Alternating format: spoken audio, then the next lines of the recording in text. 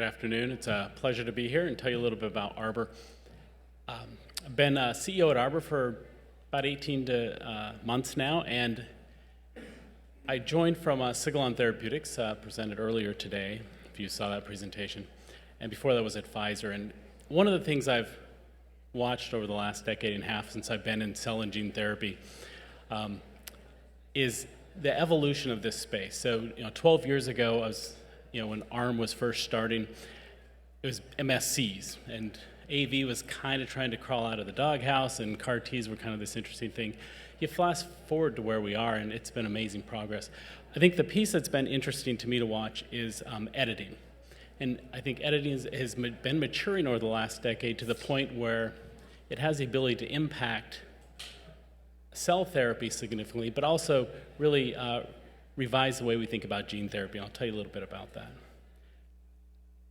So Arbor was founded on an idea rather than being founded on IP seeded from a university. So Feng Zhang, who's one of the CRISPR pioneers out of the Broad Institute, and David Walt, who was one of the scientific co-founders of Illumina, got together, and the idea was Cas9 was not the best nuclease found. It was actually the first one that worked. Why don't we go into the metagenome and identify novel, new, differentiated editing approaches in addition to additional nucleases? So that's the founding ethos of Arbor. Since then, we have built one of the most extensive toolboxes of editing approaches in the industry. It allows us to really think differently how we target. So rather than having one editor, we have a variety of editors, which allows us to really start with that underlying disease biology, determine what we need to fix, and then bring to bear the right editing approaches to fix the disease. We have a highly experienced team I'll tell you a little bit about. And these differentiated tools do allow us to think carefully about how we want to enter this space. So we are focused in liver disease and CNS. Our first IND is targeted for end of next year. And our lead indications I'll tell you a little bit about in primary hyperoxaluria and in TTR. To date, we've raised over $300 million, and we've got multiple strong partnerships. We raised a $215 million B round last November, co-led by Temasek, TCG Crossover, and Allybridge. And we have multiple partnerships, including two with Vertex, one with Edogene and Lonza, among others. So one of the, I think, components to success in this space is making sure you have the right team.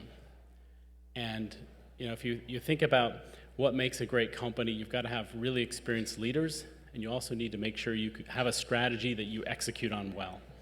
So we have a very strong cadre of leaders at Arbor, and between the core leadership team, we've got over 20 INDs in experience, the vast majority of those in cell therapy, gene therapy, and gene editing, which is important because we know how to translate these novel therapies into putative products. In addition, having Feng, who is chairing our SAB, and David, who's a member of our board, very involved in the company, also allows us to really tap into their knowledge as we build the company. So the way we've built this discovery engine has really been focused on aggregating all of the public metagenomic data as well as a significant amount of private data we've generated into a very large database. And we have a strong computational group of about 15 folks who bring to bear sort of that powerful computational biology.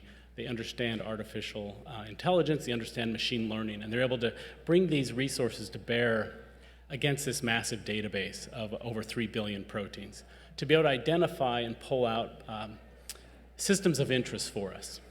Now with David Walt's help on thinking through high throughput approaches here, we can pull those systems into a high throughput bacterial system where we can rapidly characterize thousands and thousands of systems to identify, in the case of a nuclease, what is the PAM, or that binding site?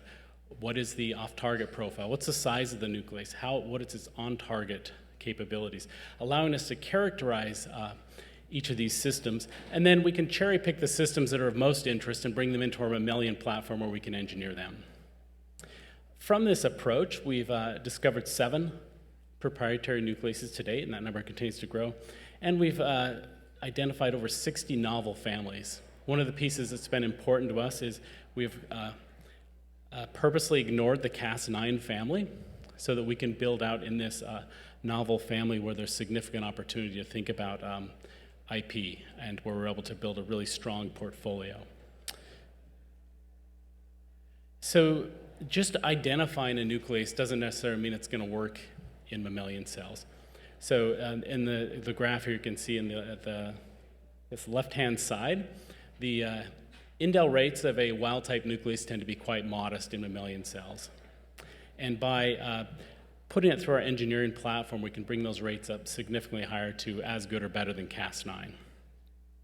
Now, this is where we've taken a page from traditional drug discovery, where we can utilize structure-based drug design because we can generate crystal structures of these nucleases. We can then identify SAR and really identify what are those areas where we need to tweak to really increase the efficiency of the nuclease. And so this is, again, where I think you're seeing this mixture of sort of Silicon Valley with traditional Boston biotech. So that allows us to be much more efficient at how we engineer these nucleases, particularly as that N grows significantly and we're much more predictive on how we think about engineering.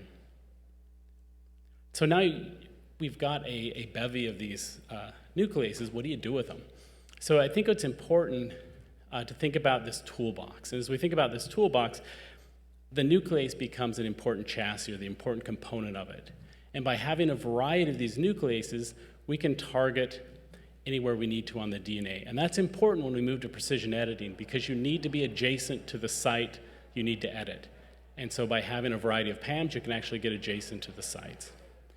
In addition, you can use the nuclease as the chassis to either add a deaminase or reverse transcriptase to, which gives you the ability to do further modifications to DNA. And then finally, we have work ongoing in the CRISPR-associated transposases, which are, I think, one of the coolest things bacteria have evolved, which is it's a transposase coupled to a nuclease that gives specificity so that it can actually, in specific regions, drop in large cargoes. So that's a very exciting thing to see as we work to translate that into mammalian usage. So what that allows us to do is really have a broad approach to thinking about editing so that it's not one approach to editing because I think it's clear there's a variety of genetic diseases that each require a bespoke approach. This bespoke approach is important to us, which means we really want to start with that underlying disease biology. What's the pathology we're looking at? What's the underlying DNA aberration we're trying to fix? And then we create what we call a target effector profile, which outlines what are the key parameters that we need this technology to do. What's the cut type we require? What's the length of impact on the DNA? What kind of PAM do we need? How do we think about guide design, et cetera? And that allows us to then pull from the toolbox the appropriate tools so we can actually target and hopefully fix that disease. Now, obviously, we've got a lot of space you can go in this space. You can do engineered cell therapies. You can do genetic medicines in vivo. On cell therapies, we have purposely stated that we are not developing our own cell therapies. This is a place where we will partner. There's plenty of expert companies you've been hearing from here who understand the space. They've built really strong companies, and we are partnering with many of those, and we'll continue to partner with companies in that space, giving them access to our tools, which are, we believe, differentiated, but also have freedom to operate, while at the same time focusing our efforts on in vivo genetic medicines. The way we've thought about our portfolio it's a really important strategic decision for a company. And making sure that first indication or set of indications is indicative of what you want the platform to do. So the way we've thought about it is we wanted to de-risk everything around the product except for the sort of the core API of the product. So if we, liver's a great space. We can deliver via LNPs, well validated. There are many diseases where there's clear clinical and regulatory approaches. And there's also diseases where there's very clear biology we can target, which is the perfect approach to think about. So by targeting the two indications listed here, primary hyperoxaluria and TTR, the next step of this thinking is what can we do to differentiate from the RNA approaches in these diseases? And I think that's an important piece because we don't need to compete with these modalities because we have the ability to do more. So in the case of TTR, for example, we can do a knockdown, but we also know that tafamidis is a very powerful drug in that space for stabilizing the aberrant protein. Well, why can't you do both in one product? So have a stabilizing approach combined with a knockdown. Primary hyperoxaluria, I'll talk a little bit more about that in a second. So that's how we think about the liver, is what can we do that you cannot do with current therapies, but at the same time making sure that we approach areas with the opportunity to differentiate. CNS is our second area of focus, and there your risk profile shifts to where you have to think about delivery and you have to think about clinical intervention. And so these are important things for us to think about.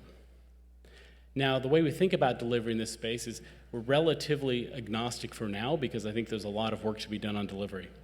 In the liver, we have partnered with Acuitas to utilize some LNPs from Acuitas that are well validated, get us what we need to do in the liver. Outside the liver, there's a lot of different approaches out there. AAV is probably the approach that's most well validated for CNS delivery today. As you're aware, there's a lot of other non-viral things going on. You'll hear from many companies here today around sort of those approaches, but they're not completely validated. So by utilizing validated delivery approaches allows you to continue to de-risk what you're doing. So as we think about where we are today, where we're headed in the future. So today, this year, we've got in vivo POC demonstrated for our lead programs. We've got excision proof of principle in the CNS. We've had some initial regulatory discussions, and we've got some work ongoing in the reverse transcriptase focused editing space. Moving into next year, as we move towards that IND CTA filing, having NHP data is critical, and then sort of doing that nuts and bolts of what you need to do to get an IND or CTA filed. So making sure your tox program, et cetera, all those pieces are in place.